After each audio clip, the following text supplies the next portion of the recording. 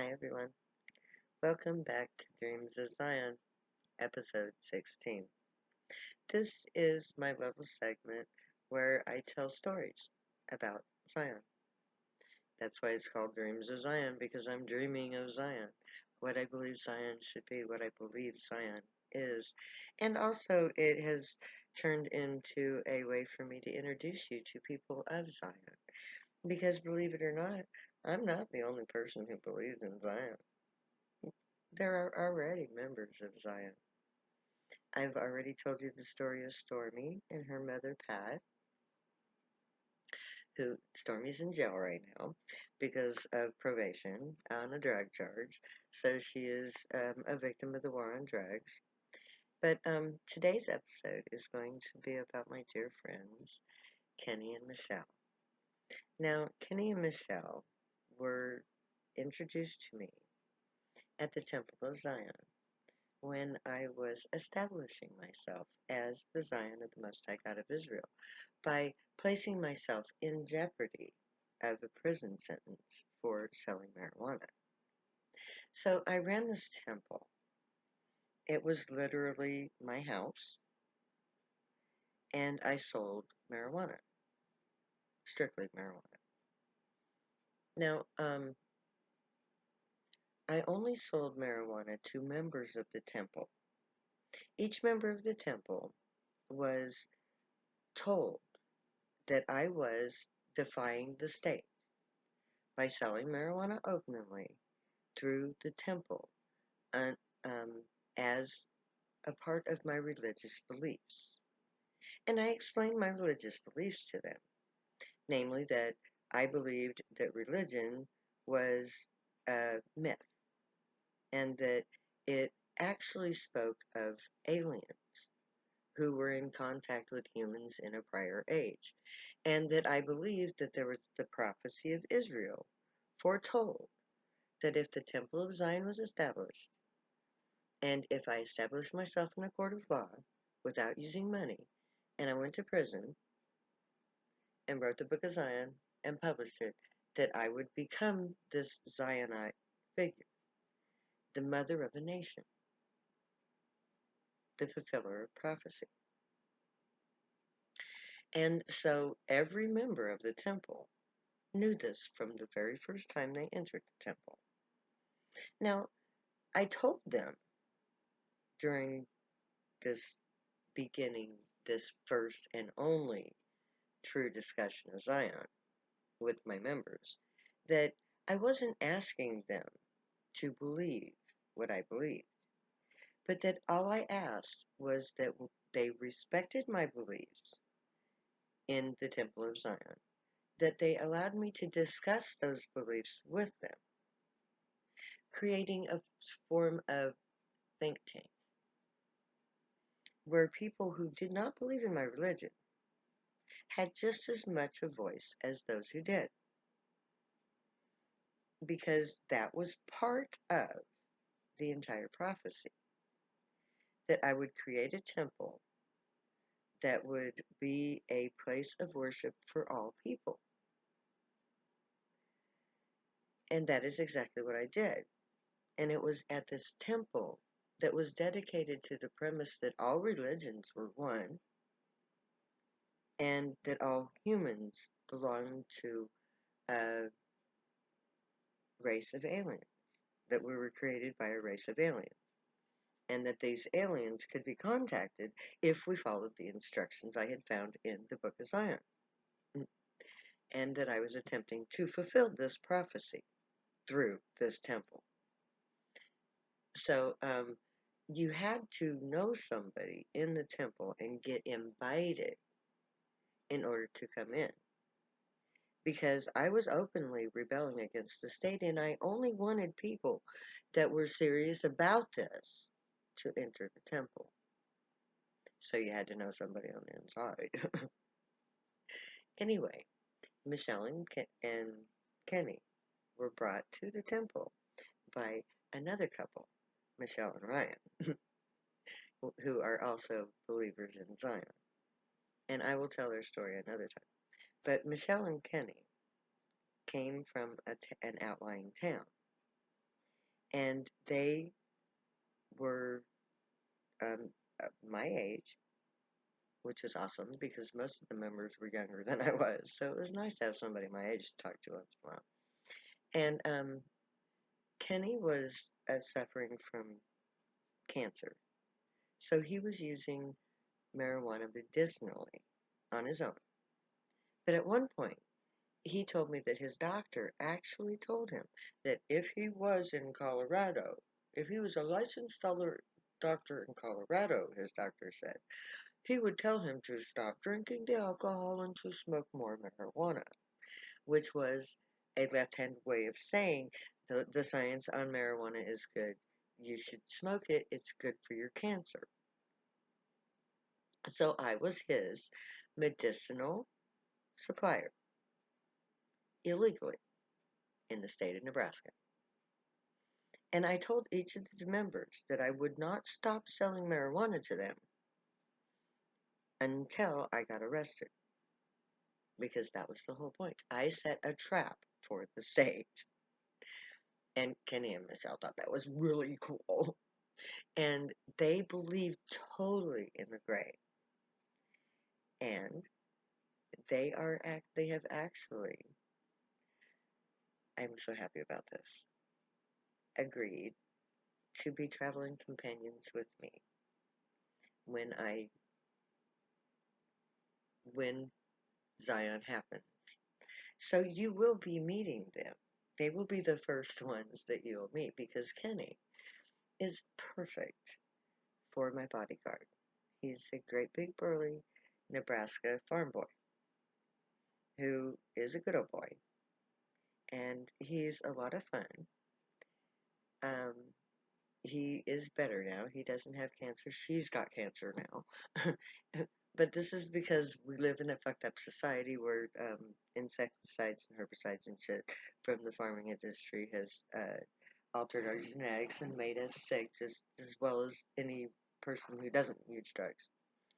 But so I'm um, when they come to town, they don't come to town very often because, like I said, they live in an outlying region, and because I went to prison and I'm no longer dealing because of my um, that's past. I'm not trying to make that statement now.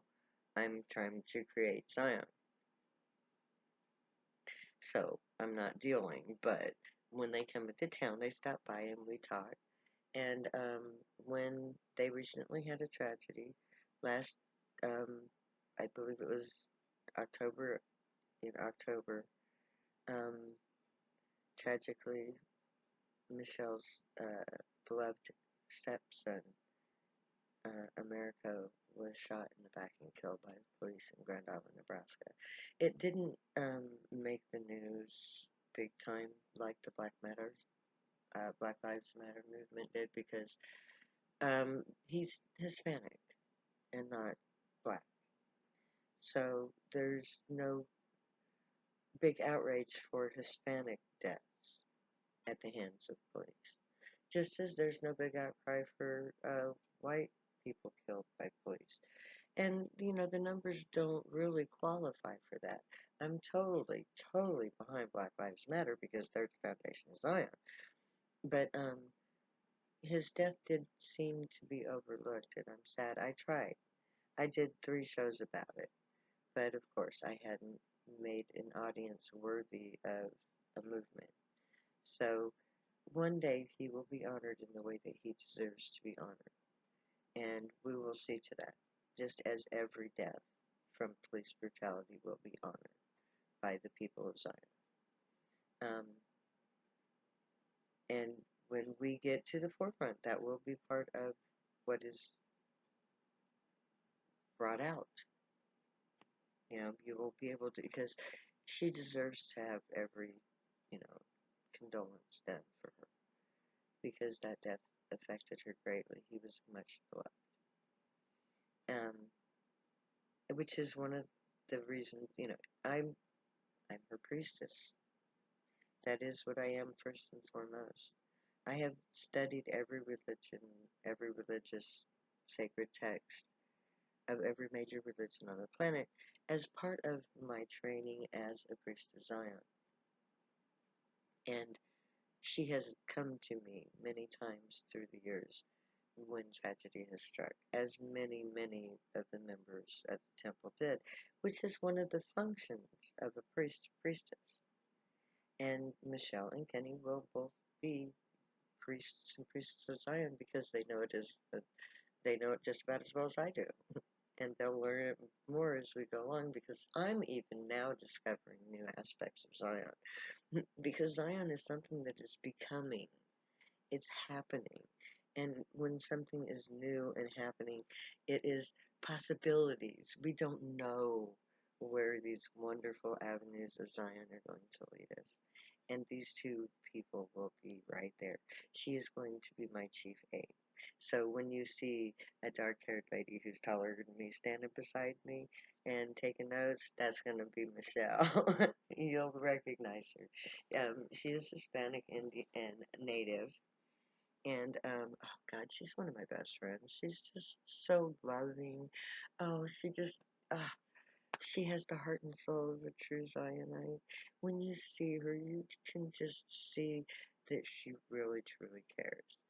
And in the coming years, when we just start discovering the truth of who we are as telepaths and empaths, as grays, then she and I and all of us who use drugs will get to go on that wonderful journey of discovery, just discovering what our true talents are telepathically, psychically, and to have true. This is one of the aspects of Zion that I'm really, really looking forward to, and I believe that Michelle is going to be one of these that are going to be part of this aspect of it when we get to camp. We're going to all delve into our psychic abilities because marijuana opens up your telepathic abilities, your empathic side. Um, we have two separate uh, nervous systems. I guess because the gray system is closely related to the nervous system. It's part of the very. It's like it was merged into our nervous system. So we have that normal Neanderthal nervous system that has been enhanced by the gray abilities, and certain genes have been incorporated into all of our body parts that are initiated only by a gray awakening. And the only way that you can awaken the gray side of your anatomy is through the mechanism of intense faith. People like Joan of Arc, Lady Godiva, great intellectual pursuits like Aristotle or Newton, Galileo. The list is Einstein. The list is infinite in that category. Or those who have sought the mystic path, like the Kabbalists of the Jewish faith, and Nostradamus, the prophets. The Wiccans. All of these people who have explored the psychic side of our ability have, through intense study and concentration, have eroded their enzymes.